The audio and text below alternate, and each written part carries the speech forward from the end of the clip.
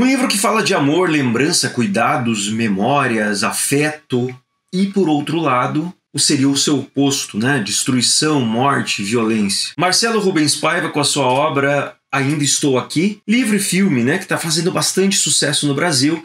Esse ano que eu estou gravando agora, 2025, fevereiro de 2025, um livro que já está sendo bastante premiado no Brasil e fora do Brasil, além de bastante reconhecido filme, né? Ganhando vários prêmios. E a gente sabe que agora, como eu estou em fevereiro, no mês de março, nós temos o Oscar, que o filme está concorrendo a 3 premiações. Mas especificamente esse vídeo é sobre o livro e na sequência vou fazer um vídeo sobre o filme.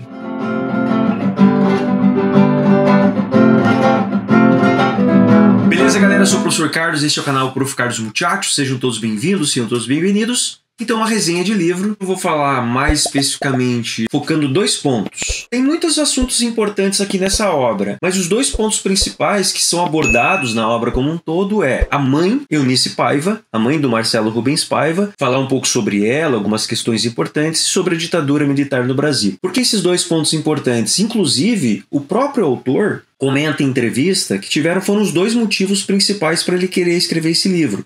O Marcelo Rubens Paiva, vou falar mais sobre ele no final do vídeo, mas é importante saber que em 2013, quando nós tivemos no Brasil manifestações, muitas pessoas indo às ruas, né, manifestar por motivos diversos, o que chocou, o que deixou ele bastante assustado, foram pessoas que pediam a volta da ditadura militar. Não entendeu, falou, como que pode, né? Eu conhecendo toda a história do Brasil que eu conheço, sabendo dos acontecimentos que tiveram, existem pessoas pedindo uma coisa tão absurda, e são civis, né? Pessoas assim como eu. E o outro ponto foi porque ele sempre quis homenagear a mãe dele, a Eunice Paiva, mas ele nunca sentiu que ele fez isso quando ela estava em vida, ou quando principalmente ela estava em vida e com memória.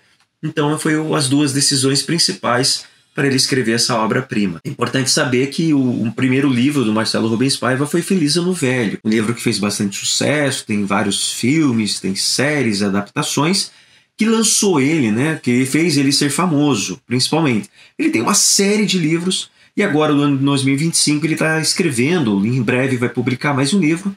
Então esse é o penúltimo livro do Marcelo Rubens Paiva. E como eu falei de memória, é interessante que o livro ele começa com o Marcelo Rubens Paiva falando do seu filho, ainda muito pequeno.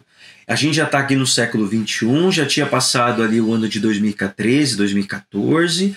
O filho dele ali muito pequenininho e ao mesmo tempo a mãe dele, idosa, a Eunice Paiva, no estágio 3 de Alzheimer. Então é bem interessante pensar com relação à memória. Ao mesmo tempo que a mãe dele já estava no estágio 3 do Alzheimer e a sua memória foi apagando aos poucos, principalmente dos acontecimentos recentes, né? Indo lá para um passado, até mesmo mostra trechos, ele fala que a mãe dele parece que estava procurando pela mãe dela, isso dizem que é algo bastante comum para quem está com Alzheimer, e ao mesmo tempo o filho dele começando a sua história, começando as suas memórias, né? Começando a sua vida, essa dualidade entre o filho e a mãe. Outro ponto bastante importante que o Marcelo Rubens Paiva faz paralelos, não que ele deixe claro que ele faça isso, mas dá para entender com a leitura do livro, é a memória da própria ditadura militar. Pessoas que são hoje idosas, né, o ano de 2025 já são idosas, portanto viveram diretamente ou indiretamente o período, mas existem aquelas que lembram muito bem, ou porque viveram na pele, ou porque têm conhecidos, ou porque têm parentes, ou até mesmo por terem estudado sobre, e ao mesmo tempo aquelas pessoas que parece que estavam de corpo, né, vivendo no período, mas nunca leram sobre, nunca souberam nada sobre, e hoje, né, no período que a gente está aqui no século XXI, agem como se não existisse, né? Agem como se não existisse, até mesmo pedem a volta de algo que elas simplesmente não conheceram. Então a gente pode pensar que existem 2 dimensões, a dimensão histórica e a dimensão psicológica. Perceba que esses fatos, quando a gente pensa em dimensão histórica, é quando a gente fala de fatos históricos narrados que a gente tem aqui no livro, né? Dimensão psicológica é o pensamento, as lembranças, as memórias, e essa questão, né, que foge da narrativa cronológica, que vai para uma narrativa psicológica, em que vai para o passado, em que vem para o presente, em que volta, vem, em que trata das lembranças, em que fala de flashbacks, em que fala do que pessoas diziam na época. e assim por diante. Então essa questão psicológica de trazer relatos, de trazer pensamentos, de trazer até mesmo aquilo que a pessoa está sofrendo, aquilo que algo foi relatado, que vai e volta, a gente pensa nessa mistura do psicológico com a questão histórica dessa dimensão. O que eu estou fazendo aqui? Ou melhor, o que é mesmo que eu vim fazer aqui? E talvez, onde é aqui? Como não encontraria resposta, já que a tempestade cerebral impediria a clareza dos pensamentos, ela diria a frase que marcou a parte inicial do Alzheimer: quero ir embora, ou quero ir para casa. Às vezes sorridente, às vezes furiosa, sempre surpreendente. Para todo mundo que já viveu com pessoas que têm Alzheimer, tiveram Alzheimer, né, já faleceram, ou até mesmo algum tipo de problema de memória relativo aí à idade, muitas vezes, né, não pode ser algum outro problema mais sério, sabe que esse tipo de frase é bastante comum. Né? Só fazer um parênteses. Eu tinha minha avó, com 89 anos, estava dormindo, chegava, ela acordava, olhava para mim, achava que eu era um sobrinho, que eu era um desconhecido, eu conversava com ela, fechava o olho, olhava, fazia as mesmas perguntas e não sabia onde estava, pedia para ir para casa, pedia pela mãe, mostrava ali um quadro antigo, um móvel antigo, é aí que ela percebia ou pensava que estaria em casa, algo nesse sentido. É bem interessante que o Marcelo Rubens Paiva não só faz esse paralelo da mãe, que eu vou contar mais aqui no vídeo, uma mulher grandiosa que leu muito, que fez mais de uma faculdade, que ajudou tanta gente, que foi tão importante para o Brasil e para o mundo, principalmente Brasil e América Latina, chegar no momento da vida e perder a memória, chegar a perder por praticamente completo ou por completo a memória, né? A gente não sabe, é muito complexo. Como é que pode essa questão, alguém tão inteligente, alguém que estudou tanto e ao mesmo tempo esse outro lado de esquecer tudo? Então, além de tudo isso, né? Ainda Estou Aqui é um livro que trata... Veja, Ainda Estou Aqui tá uma referência direta à mãe Eunice Paiva. É um livro do Marcelo Rubens Paiva do ano de 2015. Bastante comentado, bastante estudado. E, é claro, teve o filme aí recentemente que eu vou fazer no próximo vídeo. Então assistam. Mas vamos lá, vamos entender um pouco mais sobre essa história. É claro que um dos pontos de partida é a história do seu pai, o deputado Rubens Paiva, que foi cassado em 1964, quando começou o golpe militar, né, em 64 no Brasil, ali no dia 31 de março, 1º de abril. Muitos dizem 31 de março, mas muitos dizem que foi no dia 1º de abril de madrugada, mas não quiseram, né, deixar como dia 1º de abril, que, claro, o dia da mentira poderia parecer um pouco estranho, mas vamos lá, vamos pelos fatos, pelo aquilo que a gente tem oficial, que é o dia 31 de março. Rubens Paiva foi cassado, saiu do Brasil, foi para Paris, foi para outra... Quem podia, né, ia para fora, quem não podia ficava por aí. Claro que a gente está falando aqui de uma família de classe média. Tinha o privilégio, né, a oportunidade de ir para fora, como muitos, ou a maioria, não teriam, né? E aí, no ano de 1971, ele é preso, né? Vão à sua casa, chegam algumas pessoas ali fardados, né, para trazê-lo e levá-lo para investigação. Só que o que acontece é que ele nunca mais volta. Falam que nós vamos levar o deputado para fazer algumas perguntas, conversar com ele, é importante, é pelo Estado, mas ele nunca retoma. A narrativa do livro é bastante fluida, né? A gente tem aqui a Eunice Paiva, uma mulher extremamente forte, que teve que, com 5 filhos, imagine uma mulher com 5 filhos, o marido dela desaparece. É claro que você pode falar assim, mas tem várias histórias dessas no Brasil, é claro. É claro que a ditadura, a violência, o regime ditatorial, ele continua no século XXI para principalmente pessoas pobres que sofrem violência diretamente. Perfeito, isso é real. Mas aqui a gente está falando especificamente do Rubens Paiva, do Marcelo Rubens Paiva, da sua mãe, e não dá para dizer que é uma mulher extremamente forte, né? Ela já era formada ali, próximo aos 22, 23 anos, ela tinha se formado em letras. Mas por ter tido 5 filhos, né, ela acabou sendo dona de casa. Dona de casa, cuidando desses 5 filhos, ela não pôde trabalhar. Depois que o marido dela desaparece em 1971, ela pensa, preciso fazer alguma coisa da minha vida, eu tenho 5 filhos. Ao mesmo tempo que meu marido está preso, não sei o que aconteceu com meu marido, eu não consigo usar o dinheiro dele, né, porque não tenho o atestado de óbito, eu não tenho nenhuma declaração que ele está morto, eu não posso usar o dinheiro dele, eu preciso começar a trabalhar. O que ela fez? É claro, ela era de uma família de classe média, ela teve esse privilégio de conseguir ir atrás disso. Ela resolve fazer faculdade de Direito, nesse período aí, por vários motivos, para lutar contra esse período de ditadura, para poder investigar, para saber o que aconteceu com o marido dela,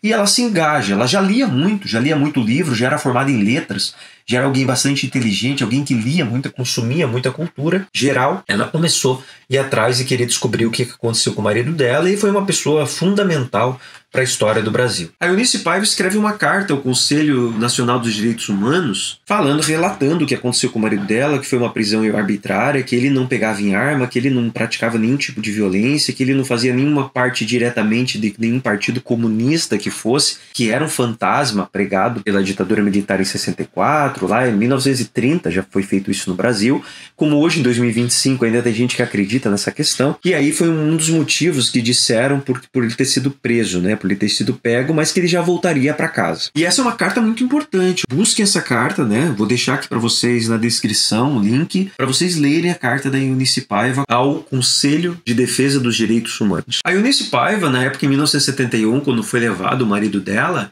ela e a sua filha Eliana, que é a segunda mais velha, a mais velha ela estava em Londres. Por isso que ela não foi a primeira a levada, foram as duas. Imagine, você levado encapuzado num lugar totalmente escuro, onde você ouve vozes de homens, o que você pensa, né? Todos os tipos de violência que você pode sofrer.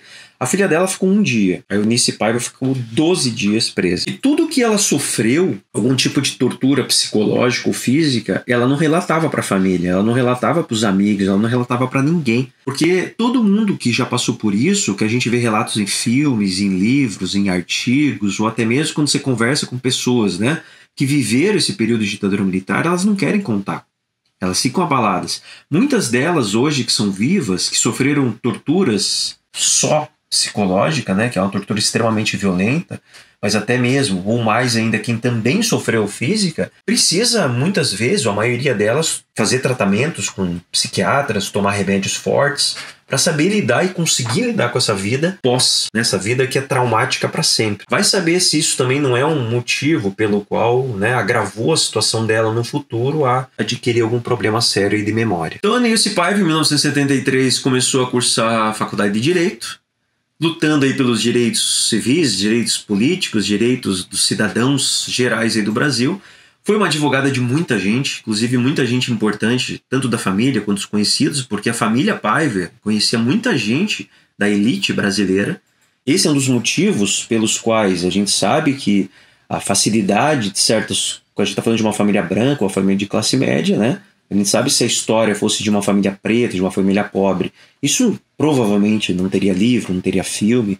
É muito raro quando isso acontece, é 1 em 1 milhão. Mas independente disso, tem uma questão importante a gente pensar, saber dividir as coisas, é a consciência política, a consciência de classe. Isso a família Paiva sempre teve. O Marcelo Rubens Paiva, as irmãs e a mãe. Algumas mais engajadas, outras menos engajadas, mas a militância, a luta, a constância, o pensamento, a consciência de classe, a consciência política, isso sempre perdurou na família. E a gente percebe a importância da Eunice Paiva também na questão indígena. Ela combateu a política indigenista até o final da ditadura militar.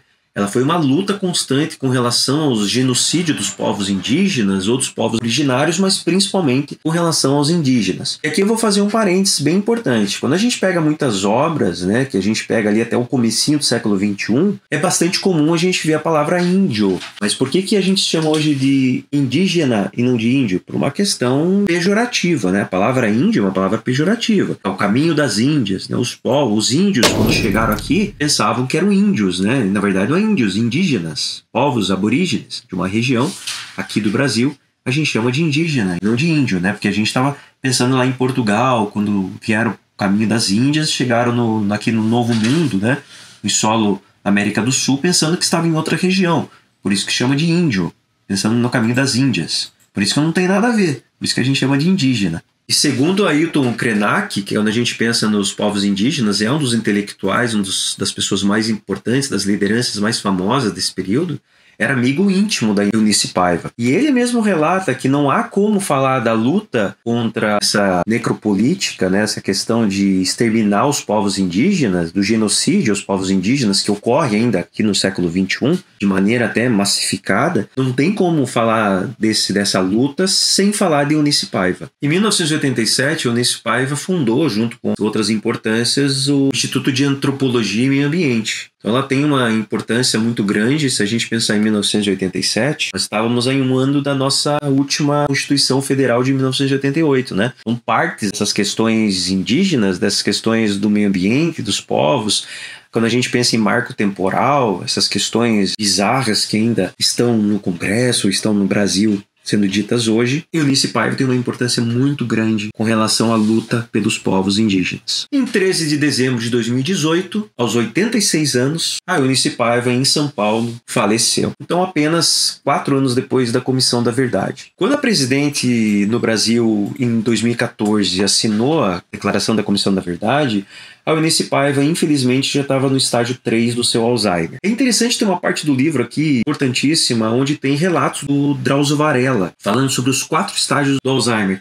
E é um livro muito interessante também para você, se você tem alguém na família que tem algum problema assim. Além disso, é um ensinamento. A quantidade de informações que tem aqui de como lidar, como que o Marcelo Rubens Paiva lidava com a sua mãe com Alzheimer, o primeiro estágio, depois o segundo estágio, que é um estágio mais agressivo, aí tiveram que medicar ela, dela foi para um terceiro estágio mais tranquilo, mais calmo, mas já não lembrava praticamente de nada. O terceiro estágio foi terrível no sentido de ela não sabia mais nada. Parece que vira um bebezinho de novo, né? Essas fases da vida, essa questão da memória. O bebezinho cresce, de repente chega na velhice, está com esse problema, parece que volta a ser um bebê. Tudo isso é um ensinamento, e aí tem os relatos lá, a parte do Drauzio Varela, falando exatamente como é que funciona esses 4 estágios do Alzheimer. Então agora mais especificamente sobre as 3 partes do livro, né? Primeira parte, a questão da memória da sua mãe, os relatos da sua mãe sobre alguns acontecimentos, a relação familiar muito forte, a questão do filho, as irmãs e assim por diante. Mas é uma história que se passa nessa primeira parte, basicamente ali nos primeiros anos daqui do século XXI, por volta de 2010, né? Um pouquinho antes e um pouquinho depois. Nessa primeira parte, o Marcelo Rubens Paiva fala também um pouco sobre a época que ele fez faculdade, como que era a época da faculdade, como ele era jovem, qual que é a reação que a mãe dele tinha com seus amigos, eles lá com os amigos às vezes bebendo um pouco demais, fumando maconha, fumando cigarro, mas como que a mãe lidava, né? A mãe olhava aquilo, não falava nem que estava certo nem que estava errado, mas lidava aquilo como se fosse algo relativamente natural. Mas ao mesmo tempo que o Marcelo Rubens Paiva falava que a mãe dele era uma mulher muito inteligente, muito respeitável, mas também era de certa forma fria. Nesse livro fala que ele não conseguia nem abraçar a mãe dele, né? A mãe dele não era uma pessoa que tinha aquele hábito de abraçar, de dar amor, de falar que ama, de abraçar, de beijar. A forma de dar amor dela era totalmente diferente. Como a gente sabe que todo mundo tem na família uma mãe, um pai, um avô, uma avó, que são pessoas assim que ama pela sua forma, às vezes a forma de proteção, a forma de dar conselho, mas são extremamente frias, né? Por outro lado, tem aquela pessoa que abraça, que beija, que ama, mas às vezes é um pouco agressiva, um pouco violenta, bastante problemática, e vice-versa, né? Tem de tudo. A segunda parte já é uma parte mais voltada realmente à ditadura militar, então a gente está falando ali de 1964 a 1985, onde relata a família desesperada, essas décadas que eles ficaram sem saber a notícia do pai, porque demorou ainda, quando que eles foram saber que o pai... Eles imaginavam que o pai estava morto, mas a própria ditadura militar falava, né? Pelo menos tem aqui no livro, que os próprios militares diziam que Rubens Paiva tinha fugido, tinha sido sequestrado por alguns grupos militantes e provavelmente esteja escondido ou esteja morto. Nunca falaram a verdade. Só em 1996 saiu um documento oficial de que Rubens Paiva está morto. Então a gente está falando 1971 para 1996, foram 25 anos que a família ficou nessa agonia sem saber o paradeiro do seu pai e Eunice Paiva do seu marido. E a terceira parte do livro, memórias e reflexões do período da ditadura militar e do período anterior e o período depois. Então é uma parte que ela vai e volta em vários momentos. Então, primeira parte, lembranças, memórias, mas mais especificamente já século XXI. Segunda parte, maior parte falando de ditadura militar. E a terceira parte, reflexões, memórias, lembranças antes, durante e depois da ditadura. Naquela tarde que pegamos o atestado de óbito, em 1996, vi a minha mãe então chorar como nunca fizera antes. Era um urro, não tinha lágrimas, como se um monstro invisível saísse da sua boca. Uma alma. Foi um choro de 25 anos em minutos. O rompimento de uma represa. Então foi quando ela recebeu o documento oficial, né, o atestado de óbito, de que o seu marido havia realmente morrido pela ditadura militar. Marcelo Rubens Paiva ele fez uma dissertação de mestrado. Ele diz assim, minha dissertação de mestrado foi sobre a luta armada. Entrevistei muitos que participaram dos dois lados. Li de tudo. Relato de presos que estiveram no mesmo DOI-CODE. No mesmo período. O último livro que li foi justamente o do Almícar Lobo, O trocadilho de título é infame. A Hora do Lobo. Então esse era um médico, né? O Amílcar Lobo era um médico que, na época do Rubens Paiva preso, ele fazia o quê? Ele analisava as pessoas que estavam sendo torturadas, se elas poderiam continuar sendo torturadas. Então ele analisava, acho que ele pode ser torturado ainda, ou se ele for torturado, ele vai morrer. E aí ele que dizia, né, para os torturadores, ou para aqueles que mandavam os torturadores, né, seus comandantes, se podia continuar torturando ou não. Alguns relatos aqui do livro, eu não vou nem ler, porque o próprio Marcelo Rubens Paiva pediu pro Walter Salles não colocar isso no filme, vou falar mais pra frente, que eram as partes da tortura. Tem uma parte aqui que dizia que um dos torturadores pulava em cima. Rubens Paiva era um homem grande, um homem obeso. O cara pulava com os 2 pés em cima do estômago do Rubens Paiva. Algumas outras torturas que aconteciam que eu não vou comentar aqui porque são bastante pesadas. E aí, esse médico mesmo fala, mais pro final do livro, que o Rubens Paiva faleceu ali no ano de 1971 mesmo. Então ele foi torturado num nível tão severo que ele não resistiu. E mesmo os torturadores sabendo que ele já estava num grau, que ele já estava tendo perfurações, alguns sangramentos por dentro, e ele não podia ser mais torturado, mas a tortura continuou. Então agora aprofundando um pouco mais a parte do estilo da narrativa, né? Ele até certo ponto é um livro autobiográfico. É uma narrativa que ele tem uma escrita mais... Ao mesmo tempo que ela é bem escrita, há uma narrativa que flui muito bem. Eu percebo mais do que o Feliz Ano Velho. Eu gostei mais desse livro, inclusive. Mas aqueles que são adoradores de um português extremamente complexo de acordo com a gramática, com a ortografia da língua portuguesa, não é assim. O livro, ele tem uma certa informalidade da forma da escrita, porque é o jeito do Marcelo Rubens Paiva, não é uma questão de ser bom ou ruim. A forma dele escrever, ele tem um jeito mais informal. É alguém que lê muito, alguém que escreve muito. Eu já vi alguns vídeos dele na internet, entrevistas ao Podcast Fantástico, ao Podcast Rabiscos, ao Roda Viva, outras diversas entrevistas, principalmente nesse momento, que ele já leu todos esses maiores clássicos aí da literatura russa, da literatura da América Latina, dos Estados Unidos, da Europa, vários livros. Ele escreve de maneira compulsiva, mas ele tem o seu estilo. Então é um estilo que me agrada, é um estilo que flui bastante. A questão de começar até mesmo por um pronome, como me empresta isso, porque está mais próximo da oralidade, mesmo porque ninguém usa essa próclise, né, na sua oralidade, nos seus textos informais, a não ser que vai fazer um documento muito formal. E claro, a mistura, né, ao mesmo tempo que tem aqui a parte em prosa, né, escrito pelo Marcelo Rubens Paiva, tem cartas. Cartas do próprio Rubens Paiva aos filhos, carta que a sua mãe deixou à Comissão da Verdade, a Declaração dos Direitos Humanos, cartas de pessoas que conviviam com Rubens Paiva, até mesmo de professora de história que foi presa.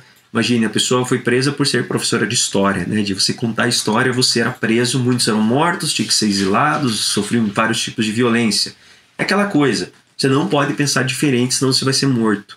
É uma coisa completamente assustadora, né? Então, só para fechar, Marcelo Rubens Paiva, um escritor brasileiro contemporâneo, né? Ele sofreu um acidente em 1979 que deixou ele tetraplégico. Então ele vive na cadeira de rodas, né? Quem já viu entrevista ou já viu ele na televisão, onde seja, os braços dele, ele percebe que ele não consegue movimentar de forma, né, mais espontânea. Eles são um pouco atrofiados. Então comprometeu 100% as pernas, mas não 100% os braços, né? Então, por mais que ele ter ficado tetraplégico.